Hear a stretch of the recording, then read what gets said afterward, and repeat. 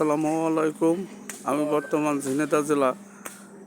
ঝিনাইদহ সদর উপজেলার নলডাঙ্গা ইউনিয়নে গোড়েলা গ্রামে অবস্থান করছি। এখানে খামারি ভাইয়ের সঙ্গে কিছু কথা বলছে এবং এই গরুগুলো দেখছেন, প্রত্যেকটা গরুরই আমার হাতে প্রজনন করানো বাচ্চা। ভাই কেমন আছেন?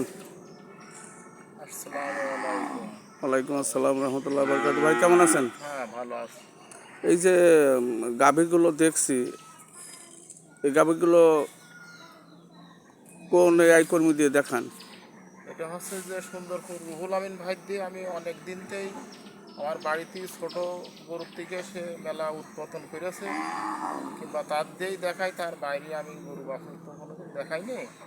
সেই কায়দায় এখন বর্তমান কয়টা গরু আছে বাছুর টাছুর দিয়ে? এখন 7টা গরু আছে। 7টা গরু আছে, এগুলো সবই আমার দিয়ে দেখান? হ্যাঁ, সব আপনার দিয়ে দেখাই। এই যে এত সিমেন্ট থেকে বেড়াকের সিমেন্ট ভালো লাগে কি জানি বলেন? আমার ওই বাইরের বীজ ভালো লাগে না, বিরাকের বীজ আমি অনেক দিনতেই তার দিয়ে দেখাই, কিংবা সেটাই আমার কাছে ভালো লাগে, তাই তার দিয়ে দেখাই। যে গাভী ডাকার সাথে সাথে কি বীজ দেয় না নর্মাল করে দেয়?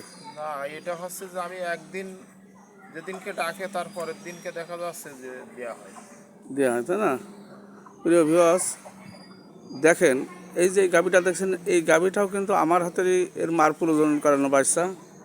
এই একটা গাভী দেখছেন, এই গাভীরই বাচ্চা। ওই দেখেন ওই একটা গাভী, ওই একটা বাচ্চা, সবই আমার হাতে প্রজনন করে। ওই গাভীর বাচ্চা হচ্ছে এই কালোটা। যে কয়টা গাভী, আমি আজ 18 বছর এই কাজ করি, আমি ভাইয়ের গরুগুলো দেখি। দেখেন আরও 3টি বাচ্চা, ওই দেখেন 3টি বাচ্চা খেলা করছে, 3টি বাচ্চা আমার হাতে প্রজনন করানো বাচ্চা। আপনারা বেড়াকে সিমেন্ট দিয়ে প্রজনন করাবেন।